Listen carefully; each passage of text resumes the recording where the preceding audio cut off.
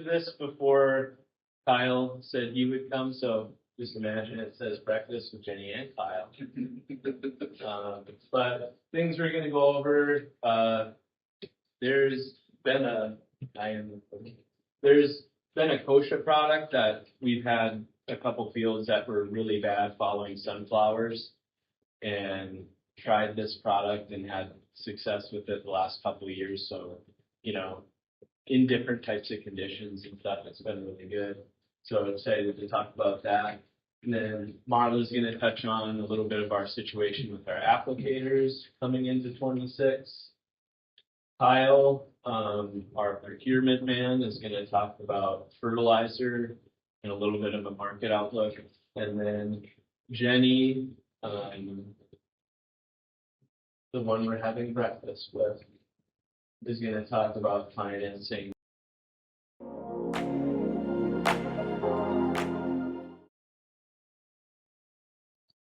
Okay, so here's the best kochia product ever.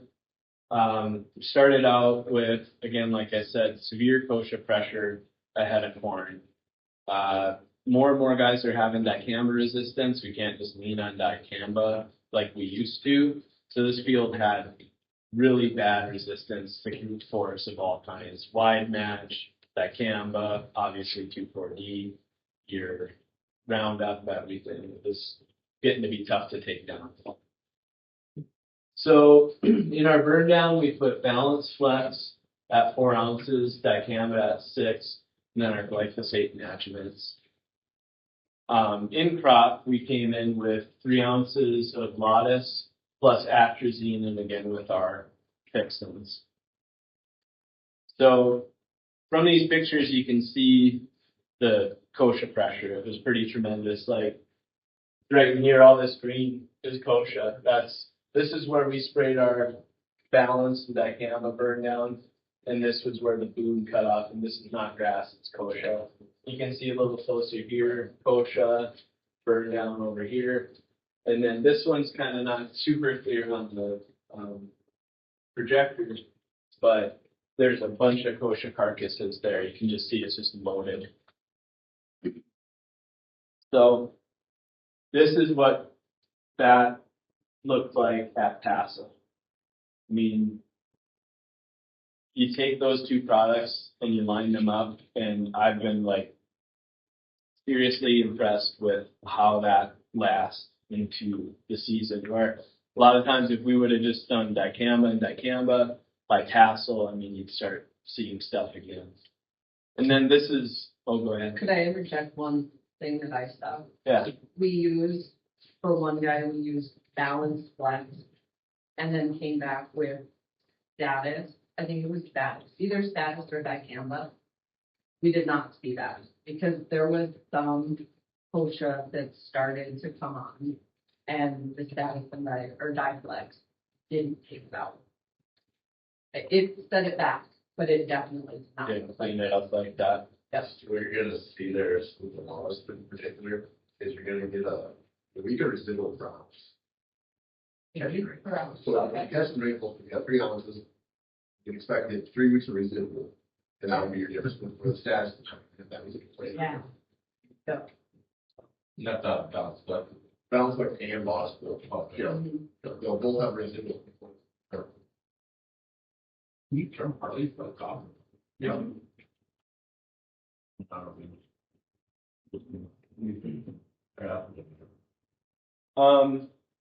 And one thing, kind of, I got some notes at the end. We can talk or have a couple more questions about it. But one thing that we've kind of learned is that we used to basically get by pretty cheap on our corn because dicamba and Roundup was working so well. This is not super cheap, but you're going into a field that has a pretty bad kochia problem. So my feeling is if we can get kind of a foot in the door there and hold off the kochia into potentially wheat or another crop that we can get a good whack on that kochia. It's just like a program change that maybe the next time you get into your corn, like I was talking with Kyle, sometimes they can get by with atrazine in the fall and then early post with Lotus. And then, if you get to a certain point, then it's gonna bring the cost down and clean up the field.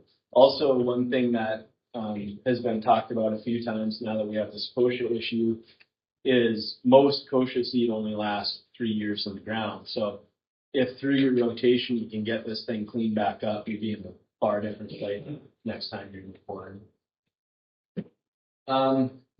So the rotation is pretty good for a residual product. So after you put balanced flex down in the spring, the next year you can go back to wheat or corn again, or sunflower. Sunflower is a little bit, I wouldn't say dicey, but just, if you have normal rainfall and normal organic matter, you should be fine. Couple notes on this. This field got like 8 inches of rain directly after the balanced flex application, so I was pretty scared that it was just going to be completely washed out of the soil. But it really does a pretty good job of sticking around. Probably would have done even better if it would have just been like 1.5 inches of rain. But I was impressed with what it did. And that's one of the things that you kind of worry about with a residual product is that rain piece. So the 8 inches of rain was after the in-crop pass? No, that was after the Burn down. Okay. That was the big rain this spring where everybody got piled. Yep, exactly. And then one other thing is like, we're kind of limited on our atrazine, and it's maybe something we're going to learn more what we can get by with. But I've heard a lot of people say that they're putting atrazine with their balance. And if I had the choice, I don't know, I've seen really good results with keeping that limited atrazine we can use and putting it with the Lotus. Because I think a high rated dicamba and balance in the spring is probably going to get, I saw it do a really good job on what was there. And then later on, I think you want a little more firepower for escapes and things like that. And also that residual of the atrazine extends later into the season then too. Do you know how big the kochia was at balance application? We can kind of go back there. Is that those pictures? Oh. That was directly after application. Okay. Because we had a newer applicator and the edges were a little bit, Yep. not super tight. Sure. So I went and I looked at those edges, and yeah, I don't know, beyond puffball, but small. Okay. Like some of this stuff here is probably 2-3 inches. Yeah. I like to let it get like 6 or 8 inches tall to really challenge. Yeah. That's right. See what it can do. Yeah. Trying to get everything I can out of it. Make it work for their money. Anybody else have any thoughts or questions or notes on the balanced flex field? That's all I had.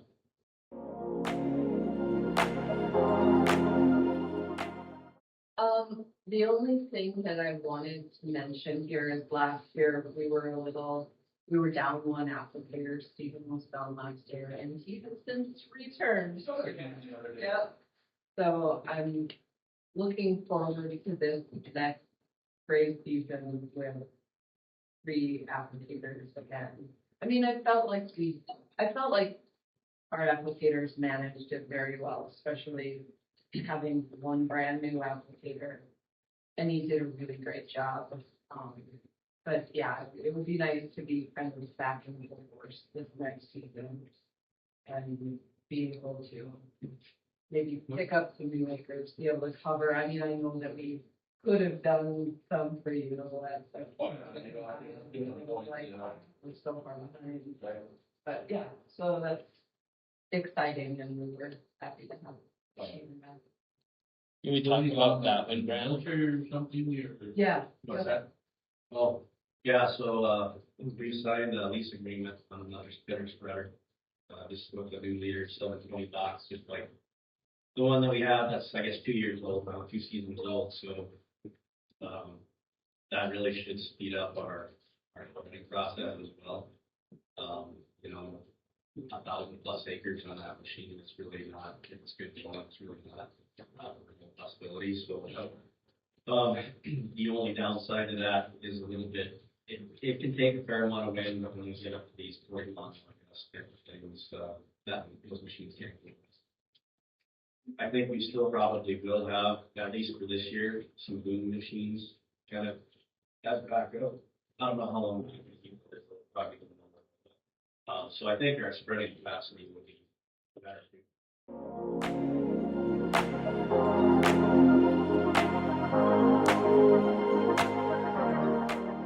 Well, I'm just gonna go minus Cal 50. I've been covering crop protection and seed for Southwest Grains for going on 3 years now. Since June now, I've also been helped cover the fertilizer portion of their side of the business too, as far as procuring and supplies, pricing, everything, etc. Just to give a little fertilizer market update, I'll start with NH3 and ammonia. Right now, supply is really tight in the U.S. Tight in the U.S. and tight in the globe. We're not feeling it so much locally here in Southwest Grain, but everywhere else it's on allocation, terminals are out. Minnesota is really in rough shape. So you're seeing that cause our price to stay elevated. Just pure supply and demand has caused the ammonia price to stay elevated where it's at. I do see in talking with our trade team a possible price reset they're talking here as we go into spring. So when that's going to happen, there's probably more in your winter months, getting ready to your spring purchases, things of that nature. So hopefully we'll see that market settle back down for us. We'll keep these higher prices off the board. What kind of reset that is, I don't have any indication. But hopefully we see that here in the next 2 months or so at some point. Touch on urea, dry urea. There's a lot of news around urea in the last 2 weeks, 2.5 weeks. Start 2 weeks ago, India tendered. Their tender fell short. They were looking for a couple million tons. They only got offered about 400,000 tons. So basically what it told us is that everyone in the globe, India essentially lowballed the offer, saying that here's what we're willing to pay, but everybody else in the globe said we can make more money selling urea everywhere else. Why are we going to give all our tons to India, essentially? So India had to re-tender. They just re-tendered here the beginning of last week. Beginning of last week, which we knew they would. So they re-tendered. They're looking to buy urea. China is another big portion of this. China increased their export of urea. So they went from, call it 400,000 metric tons to, they increased up to 600,000. So that's what they're willing to sell into India or export out of China, which caused the market to be a little more bearish as a whole. When China steps in and says they're going to export more tons, you'll see that price in the globe kind of go down. So that's what we're seeing. When the first tender happened, you kind of saw the price rise, call it anywhere from $20, $25. It was basically all on paper. There was nothing really affected within our own markets. Now we're seeing that $20, $25 come back off. We'll hear about a week and a half later. So right now the signals on dry urea are a little bearish, which is a good thing. You're seeing prices come down. You're seeing prices lower. There is a tremendous amount of buying that needs to be done in this country, also from CHS standpoint to other people's standpoints, and as well as the growers portion too. So there is going to be a time here where at retail or as a grower, we're gonna have to take a position at some point in this market, just a pure logistics play in order to get the tons here in time for spring. So I continue to watch. We continue to watch the markets, especially on the urea is probably the most interesting right now. When that time frame is going to be, I had to guess I'm going to say probably here in the next 30 to 60 days before we're going to make a decision. One of it is going to be just based on logistics, but I think your pricing is going to be right. As much demand that needs to be sold into the country, you can see that demand come. So. Phosphorus is the next topic. Phosphorus has been an interesting topic. We've had this really high phosphorus prices for 6 months now. Biggest thing with phosphorus is pure demand. There's very little supply. Everything right now for the U.S. is based on domestic production. A lot of the tariffs, things in the world are keeping all the exports or imports coming into the U.S. So we're relying on right now pretty much 100% U.S. production of phosphorus. So if there's any hiccups in that, that's caused further strain, further problems, obviously price increases. Yes. So I don't realize that we import a lot of phosphorus there. Where does most of our urea come from, I guess, as far as, like, typically where does CHS, get most of their urea needs or whatever? I mean, is it, we don't produce a lot of it domestically, do we? Or is it mostly? There's a fair amount, like Yeah. Fort Neal and that in our certain plants and CF Industries, there's a lot produced domestically, but we are a big importer of urea as well. Right. Too. Yep. So does it, like, I know, sometimes, they'll truck urea in Canada or whatever, so, is that a big supply, or do we get urea from China or any of these other companies typically, or? Well, I mean, Or a percentage probably. yeah, they'll source it globally, and kind of all over is where it can come from. Right now, the biggest thing they're watching as far as obviously the price of what they're buying and Right. what it's going to affect on the tariff. Certain countries are tariffed, certain countries aren't. Right. Some are exempt, some aren't. So that's the biggest play right now. And that's been some of the reasons that's been keeping some of these boats on urea or phosphorus out of here. Is just simply when it comes to hit the tariff, the price is just too high for the market. Sure. So, Well, probably more so probably a larger percentage of our phosphorus is less suppliers for the phosphorus than urea probably. correct. Yeah, there's just less global suppliers in phosphorus. Right. Really. Yeah. For example, like you take what it costs to produce a ton of phosphorus in the United States versus Morocco. Sure. There's way more regulations around the United States and how we handle what we have to do with everything in the process versus what Moroccans have to do. Right. So, but the price with the tariff coming in from Moroccan makes that a level playing field or higher. Sure. Actually, right? Yeah. So, years ago, you used to be able to import Moroccan phosphorus for pretty good offer, pretty cheap offer. And that's where you saw a lot of the imports come in and our domestic production went down. Gotcha. Yeah, there's a lot of moving parts. Just getting back on the phosphorus side, we've seen actually phosphorus come down slightly. I thought $40 or so here in the last 2 or 3 weeks. Was really not expected other than just sheer demand destruction.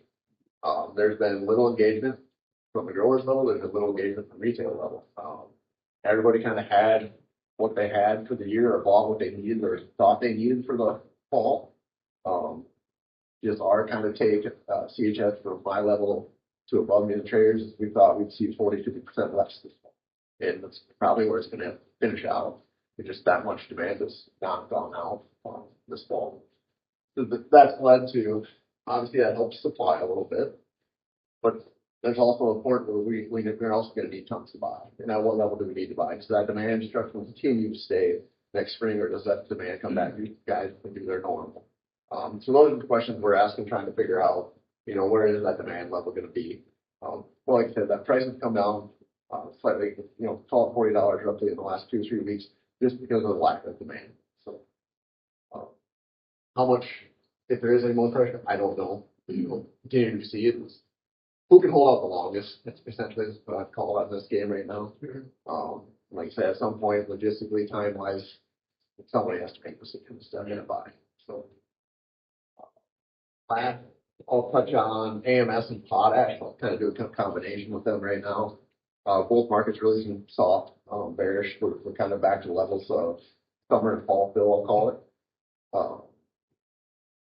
Same thing there is just been just sheer lack of demand. So you're kind of seeing some of the levels come back down. You're starting to see engagement though at these levels again. You're starting to see certain outfits or entities buy, take layers, things like that. So continued, I think it's a fair value right now on both of them commodities. So I think you'll see a substantial amount of engagement in the next 60 days on both those markets. So, any other fertilizer you want me to cover? UAN and liquid, they're not a huge play. Just liquid starters. Is that going to be pushed up from all the phosphorus prices? As far as like 1034 old and 1034 XLR and all this. no, I don't think you're gonna see. I don't think aluminum. I don't think you'll see it affected. The XLR8 is kind of goes hand in hand with 1034 old. When you look at it from a phosphorus and acid production, Really 1034 in some cases is been a better play if guys don't have that ability. When you look at pure phosphorus and price, I guess. It just depends on what market you're in or where you're at geography wise as far as how you can handle those tons too. So. One thing that was kind of new and maybe we haven't communicated quite well enough is we can take a prepay now. Yeah, so it was last week. Yeah. Yeah. Last week we sent on our first spring prepay offer. So there's a prepay price on urea, AMS, potash, and MEX currently. And hydrous, I have not posted a prepay price typically because I'm holding that price. We have a better price to offer when that fill period would come, essentially. But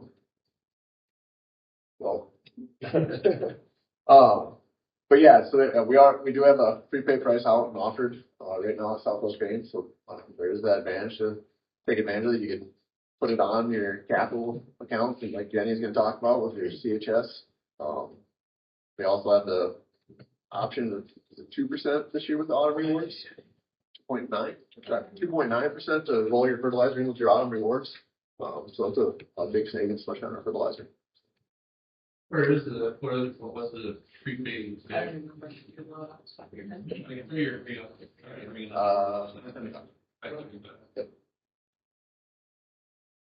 Like, I don't know, in the past, sometimes it feels that, like you said, it's kind of a timing deal where, you know, the price might slip a little more, but then when we have guys having to come into the market, then it seems like once those, you know, once our buyers are coming in, then it's starting to come back.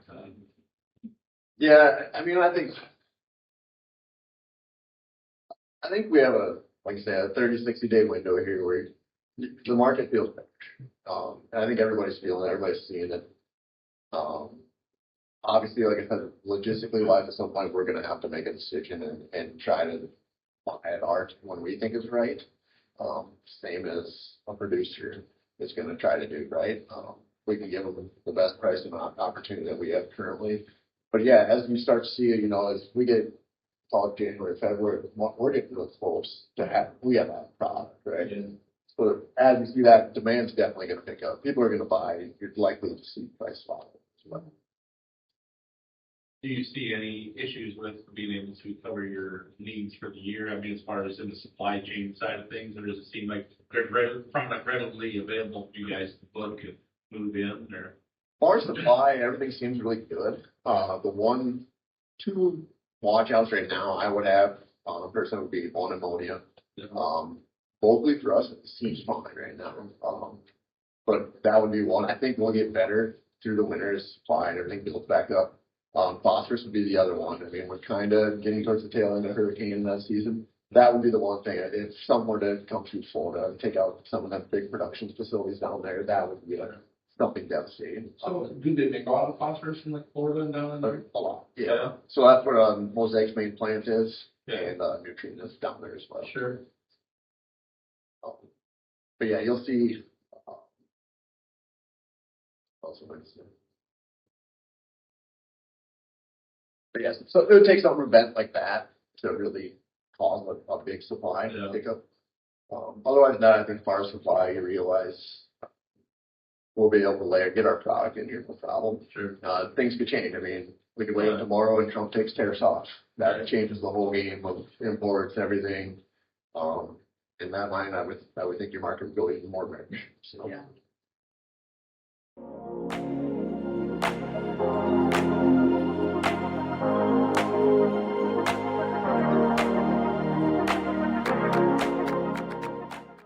Quick little bit about me. I'm Jenni Martin. I was born and raised on a farm 5 miles north of Pettibone, North Dakota, if anybody knows where that is. I started with Southwest Grain in 2018 in grain, and then I eventually transitioned to the AP department, and then I left for a brief time, and then I returned as the credit manager in January of 24. My husband Brandon is from Gladstone. We live in Taylor. We have 3 daughters. And then his family owns a Martin Construction out of Dickinson. And then in my free time, I love to hunt, fish, bake, and crab. Our oldest just got married in July. So. Just a little bit about what and where I do it. I oversee credit for about 20 locations that make up the 3 business units between CHS Southwest Spring, Garrison, and South Central, which South Central is made up of Napoleon and Sterling. And I'm your local connection between capital, like enterprise credit, and then just kind of the person. I know I like to say I'm local. I'm a little far from some of the locations, but I'm still your local person between corporate and the one to handle the credit stuff, the financing, and then I work with staff from each business unit, and then I manage the credit decisions that best fit the locations and their customers, and then I process credit applications for the local AR credit, in-house financing programs, and then our CHS Capital input loans. And then my office location is at the Taylor Admin Building at the Boyle Terminal between Gladstone and Taylor, off the Highway 10 there. Some of the financing that we have to offer, we have crop input loan. Autumn Rewards is a program that we started last year, and fall fertilizer is another one that we're picking up this year. But basically, Capital just offers just a flexible financing with their monthly seasonal programs to help manage the costs and to take advantage of that preferred pricing. And it's service local through our CHS locations, and we have pretty competitive interest rates and flexible repayments. So we try to align with the crop cycles in a streamlined application process, and then just align with your protection schedule as well. And with the program features that we have, this is kind of just an overall view of the loan amounts and the different loan tiers that we have, and then the percentages of where they're sitting at. But this year they bumped it up, so you could borrow up to $750,000 without it going into a large loan status. You can get more financing above the $750,000. It's just there's just a little more paperwork that needs to be completed. If it jumps over that. So with our different loan types, we have a crop input, which that sits at the variable rate. Right now it's at the 9.4 with the 0.1 basis point. So it's sitting at 9.5% for the grower. But with Southwest Grain, we do that 4% interest buyback after the loan maturity. So that brings it down to around the 5.5% if you think about it in a grand scheme of things. With that, to fall into that rate, the credit tier is within that AA and A scoring. Application deadline is June 15th. And the loan fee to process that is $200, and then the maturity of that is January 20th of 27. With our Autumn Rewards is for our seed and crop protection program that we have. If you get applied and signed up before December 15th, that locks you in at a fixed rate of 1.9%. They do have an Autumn Rewards Pro program, so it's depending on what buckets you qualify, and if you get enough qualifying products, it could potentially put you into a 0% for those products that fall under the Autumn Rewards. And the 0% is bought down similar to the 4% at the end of the program year. Is that how that's been? I believe Capital, like at the end of basically harvest at the end of August, they'll go through, and whoever qualifies, they basically just Get rid of that. take off some interest. The input, those we locally, we figured that out, and we put a credit out on acres on the account, and you can use that for the next year, or you can get it paid out. For the autumn rewards, that goes through actually capital side of things. And then with autumn rewards, there's a promotional rate. So basically, if you locked in at that 1.9, that is locked in until November 30th of 26. After November 30th, so from December 1st till loan maturity till January. Yes, you have to have your paperwork submitted to me, and I have to have it submitted into our system by, the deadline is the 15th of December. Okay, Yeah. To qualify for one. Yes. Okay. After that, then it jumps up to the 4.9% fixed. If you apply after December 15th. Right. Yeah. And then, with the promotional rate at the end of, November, you don't have to pay up autumn rewards by November 30th, but if you don't, it jumps up to the variable rate of, wherever it's sitting at for that last month and a half until loan maturity. And that is then, what do they call it, retroactive or something, from the. It's good from November 30th till like January 20th, right? Yeah. It don't convert back 12 months prior. No. Okay. Okay. And then the credit tier for auto rewards is, have to fall under the AA or A, credit tier for that. But the overall application deadline is June 15th, but in order to take advantage of the 1.9, you want to get locked in by December 15th. And then the loan fee to process auto rewards there's no fee for that, and then the maturity date, again, is January 20th. And this year we're picking up a fall fertilizer option where, basically fall fert, you can get a fixed rate of 5%. You could potentially get into a 2.9% if you qualify the tons that ties in with the autumn rewards. So I know what they're tying in fall fert with autumn rewards. So if you hit one of the buckets with that, I think it's 65 tons. I think I think that's what the minimum is to qualify for the 2.9. So if, so is there like a deadline you have to be signed up by or whatever, or do you have to have the tons purchased by a certain time to qualify for this fall fertilizer? With the fall fert, the big, I want to say stipulation on that, but the funds have to be dispersed on or before February 1st. So, You just have to have had it bought by the 1st of February. yes. Gotcha. Yep. To And qualify for the lower interest. Yeah. And is that on all types of fertilizer, whether it's potash, urea, anything, or is it just urea based or phosphorus or? I believe that it's all fertilizer, yeah. Mm-hmm. Yeah, and they call it the fall fertilizer program. You can use it if you want to lock in some spring fertilizer, but we have to advance those funds before the 1st of I February. mean, I can potentially, apply for this loan and then prepay my, fertilizer before the end of the year. Yeah. Or spring delivery.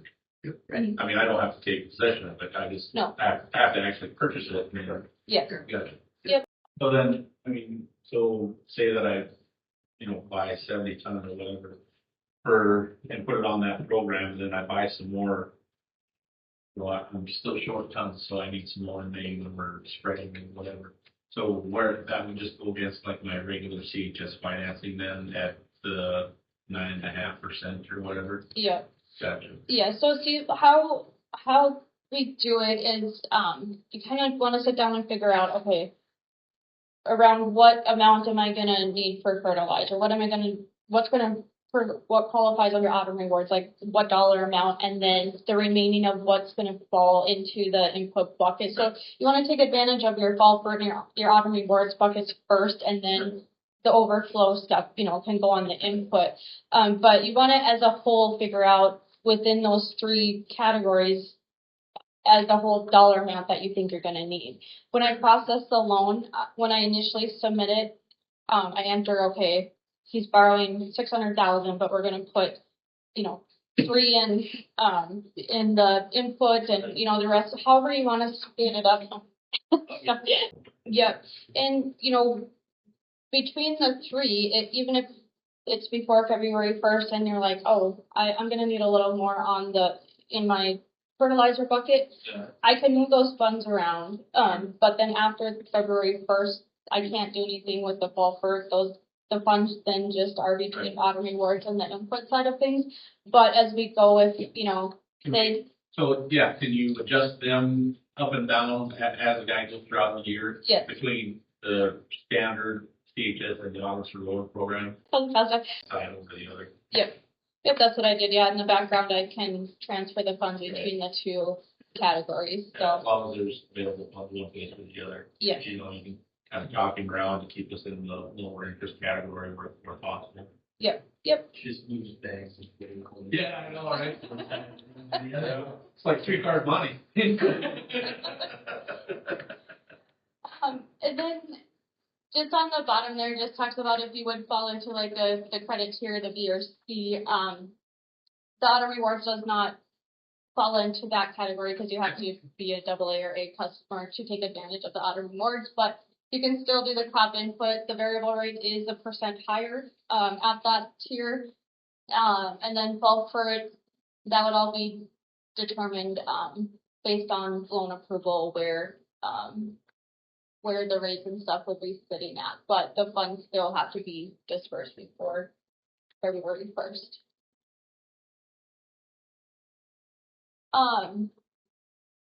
I don't know if a lot of people know, but we do have an online portal called myCHS.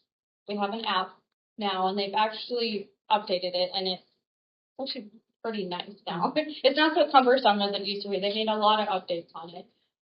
So with myCHS, you can access everything that you have through CHS or through Southwest Grain, and then CHS Capital.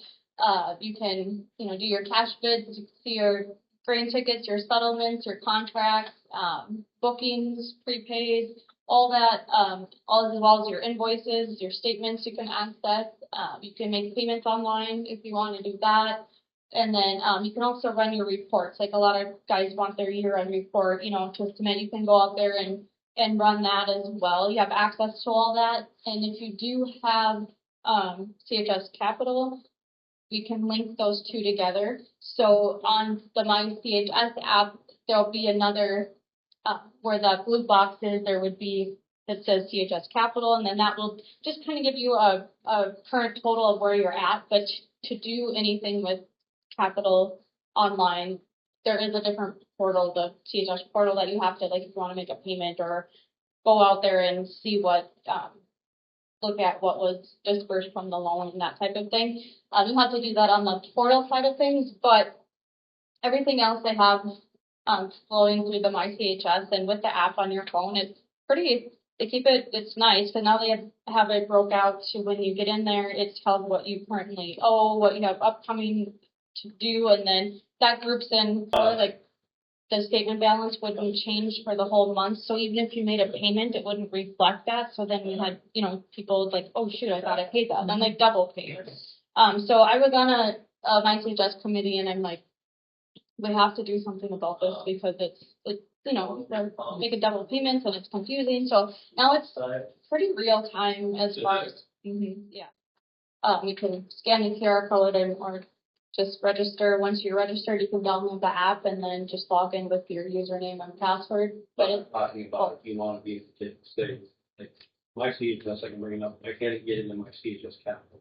oh yes, Yeah. So I can link. Yep. Yeah. So the capital goes to the chsportal.com, and if you don't have them linked, okay. let me know, Okay. and I'll reach out and make sure that they get them linked for you. So then when you log into the portal, then there'll be an option that says, access your capital or access your myCHS, and then they'll be all rolled into this one spot when you log in. It is, but now when I pull up myCHS, like it's just another option at the bottom, and I can just, if I want to look at, grain prices or my contracts or invoices or whatever, and just at the bottom of the row, you can just see, and I can just click on that and it pulls my loan information up, all on the same page now. So, which never used to be that way. I don't know, maybe in the last 6 months or something that's changed. And maybe it was one of the updates or something, but now mine is all linked together, so it's all in one place. Okay, and it's nice to have It all in one. Right, yeah, like I don't have to log back out and then log into another portal, to make my loan information versus my invoices and what I owe and whatever, so that I can okay, I owe this and, have this available, so now it's all just in one page, I can just click that or see what, Mhm. you know. And the other thing with the Southwest Grain, the input loan side of things, Southwest Grain has the discount, and so you Right. still get the discount when your truck gets moved over to the loan. So how I do it is I have some guys that they want to pay, there's certain stuff they want to pay that they don't want to go on Right. any financing. So I leave their account out there until the 20th when those invoices are due. So, November 20th, their October invoices are due November 20th. After the 20th, whatever's not paid, then before month end, I go in and I grab what's sitting out there, run the discounts on it, and then I apply that balance over to the loan, and then clear their local Right. account. And then when this new statement comes out, then it should, then everything is reflects. Yeah. Is how I do it. It just has made it a little easier in the long run because there's some guys like, well, I was going to pay that, and I had until the 20th because I think before they were doing it like that month, like still in October. Right. Well, they're like, well, I thought I had until November to pay that. Well, you did. And he's like, I didn't want that on my loan. And so that's where I've started shifting that where at least you have until the due date. And if you don't pay it, then they know, you'll get moved over and you'll still get the discount. And Yeah.